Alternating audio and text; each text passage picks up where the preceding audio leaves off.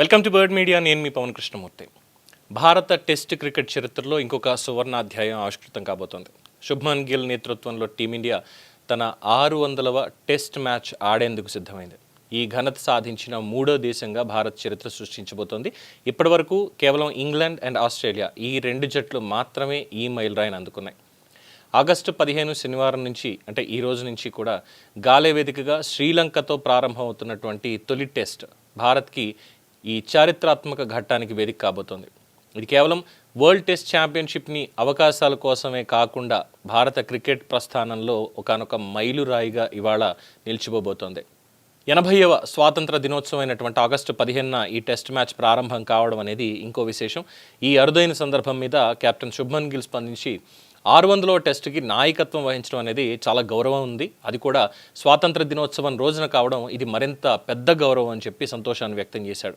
ఈ చారిత్రాత్మక సందర్భంలో భారతదేశం టెస్ట్ క్రికెట్ చరిత్రలో అభిమానుల గుండెల్లో చిరస్థాయిగా నిలిచిపోయినటువంటి 5 అద్భుత విజయాల్ని ఒకసారి మళ్ళీ మనం గుర్తు చేసుకోవాలి. ఇందులో మొట్టమొదటిది 1976లో పోర్ట్ ఆఫ్ స్పెయిన్లో జరిగినటువంటి టెస్ట్ మ్యాచ్. ఒక అసాధారణమైనటువంటి చేజింగ్ అప్పట్లో. ఆ రోజుల్లో వెస్టిండీస్ని వాళ్ళ సొంత గడ్డ మీద ఓడించడం, అందులోనూ దాదాపు 403 పరుగుల లక్ష్యాన్ని ఛేదించడం అంటే ఒక కలే. ఎందుకు అని అంటే మనం ఆల్రెడీ తెలుసుకున్నాం అప్పట్లోనే వెస్టిండీస్ బౌలర్లు ఎలా ఉండేవాళ్ళు అనేది. అంతకుముందు 1948లో ఇంగ్లాండ్ మీద ఆస్ట్రేలియా జట్టు మాత్రమే 400 పైచిలుకు లక్ష్యాన్ని ఛేదించింది. సో ఈ మ్యాచ్లో అసలు గెలుస్తామని అప్పుడు సునీల్ గవాస్కర్ కూడా ఊహించుండడు. అసలు ఊహించలేదని కూడా తన ఆత్మకథ సన్నీ డేస్లో చెప్పాడు. ఆ వికెట్ మీద మ్యాచ్ని కాపాడుకోగలం అన్నటువంటి నమ్మకం నాకుంది, కానీ గెలుస్తాం అనేటువంటి ఆలోచన నా మనస్సులోకి రాలేదు అని అందులో రాసుకున్నాడు. కానీ టీమిండియా అసాధ్యాన్ని సుసాధ్యం చేసింది. చివరి రోజు గెలుపుకి మొత్తం 269 రన్స్ కావాలి.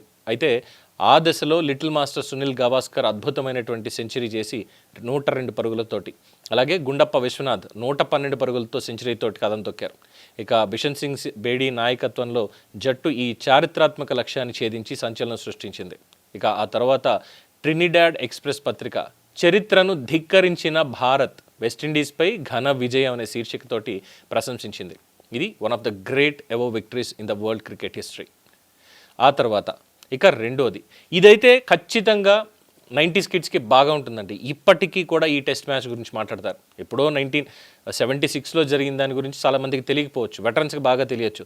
బట్ 2001 టెస్ట్ మ్యాచ్ని ఇప్పటికీ కూడా యూట్యూబ్లో ఆ టెస్ట్ మ్యాచ్ ఎలా జరిగింది ఏంటి దానికి ఉన్నటువంటి హైలైట్స్ ఇవన్నీ కూడా చూసి టెస్ట్ అంటే ఇది కదా అన్నటువంటి match Kolkata 2001 follow on magic.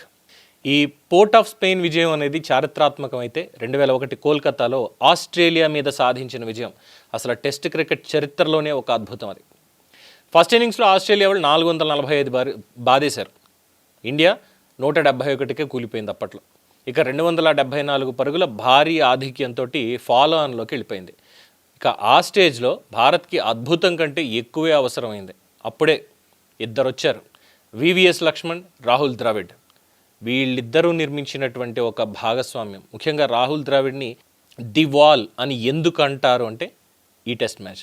అలాగే VVS Laxman very special Laxman అని ఆస్ట్రేలియా వాళ్ళు ఇప్పటికీ కూడా ఒకవేళ రిటైర్ అవ్వకుండా ఉంటే ఖచ్చితంగా ఓరు బాబు లక్ష్మణ్ వస్తున్నాడు రా నాయన మనం జాగ్రత్తగా ఉండాలి అనుకుంటారు. అదేంటో మిగతా దేశాల మీద ఎలా ఆడినా ఎలా ఆడకపోయినా కానీ ఆస్ట్రేలియా అనేసరికి లక్ష్మణ్కి పూనకాలు వచ్చేస్తాయి. ఆ రకంగా ఆడతాడు ఆయన.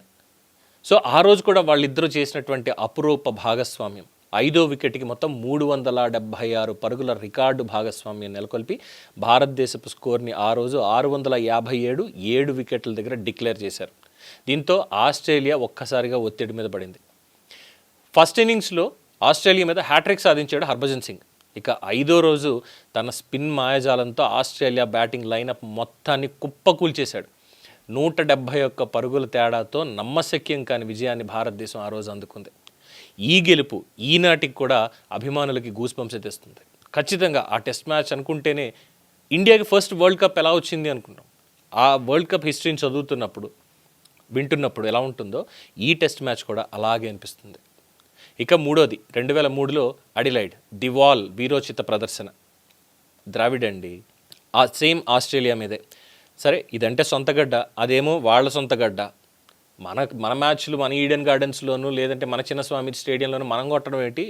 అది వెళ్ళి అడిలైడ్లో కొట్టాల్సింది కదా, అక్కడ కొడితే కదా అద్భుతం అని. అదే అద్భుతం 2 ఏళ్ల తర్వాత మళ్ళీ జరిగింది ఈ టెస్ట్ మ్యాచ్లోనే.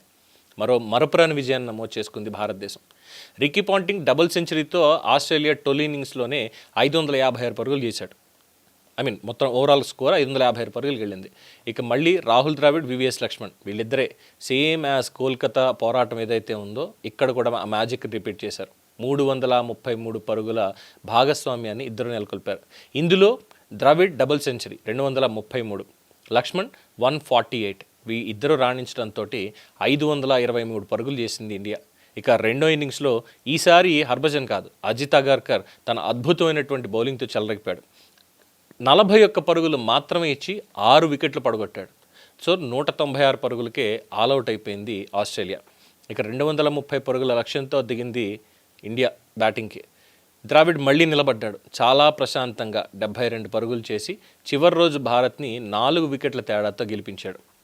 ఇక నాలుగోది 2021లో అంటే రీసెంట్లో జరిగినటువంటిది బ్రిస్బేన్ చారిత్రమైనటువంటి గబ్బా గెలుపు. ఒక పక్కన గాయాలతోటి ఇబ్బంది పడుతూ కీలకమైనటువంటి ఆటగాళ్ళు ఎవరు లేకుండా ఆస్ట్రేలియాలో సాధించినటువంటి ఈ గబ్బా టెస్ట్ భారత టెస్ట్ క్రికెట్ చరిత్రలోనే ఇది ఒక శిఖరం లాంటిదంటారు. ఎందుకు? విరాట్ కోహ్లీ, జస్ప్రీత్ బుమ్రా, రవిచంద్రన్ అశ్విన్, మహమ్మద్ షమి, రవీంద్ర జడేజా, హనుమ విహారీ, ఉమేష్ యాదవ్ ఇలాంటి కీలక ఆటగాళ్ళు ఎవ్వరూ కూడా లేరు. పూర్తిగా గాయపడినటువంటి జట్టు ఒక పటిష్టమైనటువంటి ఆస్ట్రేలియాని ఎలా ఎదుర్కొంటుంది అనుకున్నారు, బట్ ఎదుర్కొంది.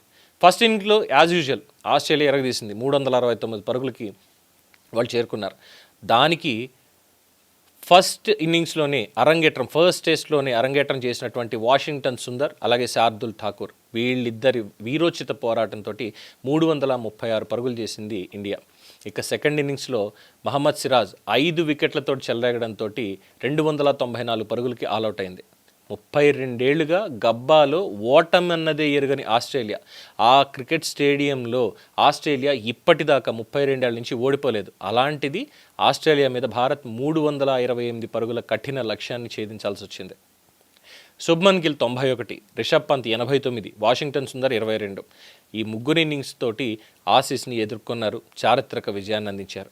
3 వికెట్ల గెలుపు భారత్ టెస్ట్ చరిత్రలో ఎప్పటికీ ప్రత్యేక స్థానం ఉంటుంది. ఎందుకంటే 32 ఏళ్లుగా గెలుస్తూనే ఉన్నటువంటి ఆస్ట్రేలియాని వాళ్ళ సొంత గడ్డ మీదే అక్కడ ఓటమిని రుచి చూపించారు కాబట్టి. ఇక ఆఖరిది లార్డ్స్ 2021. ఇది కోహ్లీ నాయకత్వంలో దూకుడైనటువంటి ఒక విజయం అని చెప్పచ్చు. ఈ 2021లో లార్డ్స్లో జరిగినటువంటి టెస్ట్లో 2 జట్ల మధ్య కూడా హోరాహోరీ పోరు నడిచింది. కేఎల్ రాహుల్ సెంచరీతోటి ఇండియా మొత్తం 364 పరుగులు చేస్తే జో రూట్ అద్భుత ఇన్నింగ్స్ 180 తోటి ఇంగ్లాండ్ 391 పరుగులు చేసింది. ఇక రెండో ఇన్నింగ్స్లో మహమ్మద్ షమి, బుమ్రా లోయర్ ఆర్డర్ మొత్తం పోరాటంతో 298 దగ్గర 8 దగ్గర డిక్లేర్ చేసింది. అంటే 298 పరుగులు 8 వికెట్లు పడ్డాయి. ఇక లాస్ట్ డే 2 సెషన్ల ఆటే మిగిలింది. మ్యాచ్ డ్రాగా ముగిసిపోతుందేమో అనుకున్నారు. కానీ కెప్టెన్ కోహ్లీ మొత్తం జట్టులో ఫస్ట్ నుంచి కూడా లేదు మనం గెలుస్తున్నాం, వాళ్ళకి గెలుస్తున్నాం అని చెప్పి చెప్తూనే ఉన్నాడు, మోటివేట్ చేస్తూనే ఉన్నాడు. 60 ఓవర్లో వాళ్ళకి నరకం చూపించాల్సిందే అని చెప్పాడు. ఆ మాటలు జట్టులో సరికొత్త ఉత్సాహాన్ని నింపాయి. మహమ్మద్ సిరాజ్ 4, బుమ్రా 3, ఇషాంత్ శర్మ 2, షమి 1 మొత్తం 10 వికెట్లు తీశారు.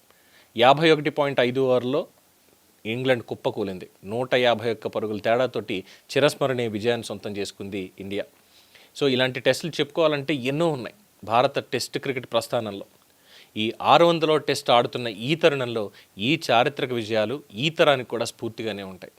సో 600వ టెస్ట్ ఆడుతున్నటువంటి భారత క్రికెట్ టీంకి శుభాకాంక్షలు. ఈ విజయాత్ర కొనసాగాలని చెప్పి కోరుకుంటూ శుభాకాంక్షలు తెలియజేస్తోంది ది బర్డ్ మీడియా. ఈ వీడియో మీకు నచ్చినట్లయితే లైక్ చేయండి, షేర్ చేయండి, సబ్స్క్రైబ్ చేయండి. మరిన్ని అప్డేట్ల కోసం మా వాట్సాప్ ఛానల్ను ఫాలో చేయండి.